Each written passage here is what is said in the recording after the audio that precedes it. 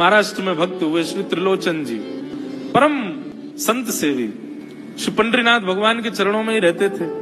पति पत्नी दोनों निवास करते थे, उनके कोई संतान नहीं थी, तो इसलिए उन्होंने जीवन भर क्या नियम अपनाया कि जो भी धन आदि उनके पास था, जो भी वैभव था, उन्होंने वो पंढरपुर आने वाले वैष्णवों की सेवा में खर्च करने का उसका मन बनाया।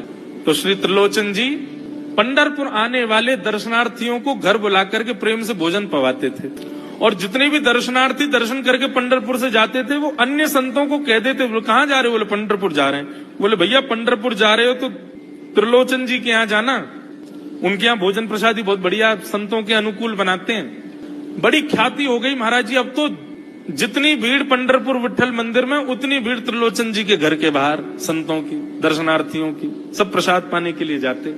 त्रिलोचन जी और उनकी पत्नी बड़े प्रसन्न कि इतने संतों की सेवा हम कर पा रहे हैं, ये हमारा सौभाग्य है।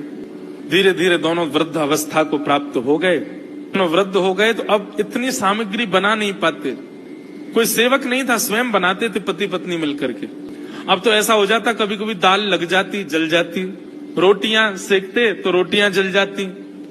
वृद्ध अवस्था, थक भी गए थे बहुत ज्यादा, तो प्रसाद पवाते तो थे, संत जन बेचारे प्रेम से स्वीकार तो करते, पर स्वाद नहीं होता था, तो बेचारे जैसा था उसको पाते, थोड़ा बहुत पा करके चले जाते।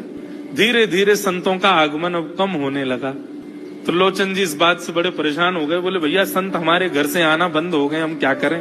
तो श्री त्रिलोचन जी महाराज ने बाहर एक बड़ा सा कुछ होर्डिंग जैसा लगा दिया, उस पर लिख दिया कि अंदर कोई संत सेवा आदि के लिए एक सेवक की आवश्यकता है, अगर किसी के अंदर सेवा भाव हो तो वो आकर के भीतर संपर्क करे।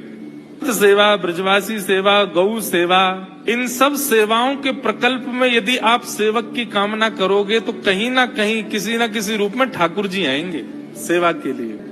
अब ये बोर्ड पढ़ लिया हमारे श्री पंडरीनाथ भगवान ने, और श्री विठल भगवान एक छोटे से बालक का रूप धारण करके त्रिलोचन जी के यहाँ पहुंच गए।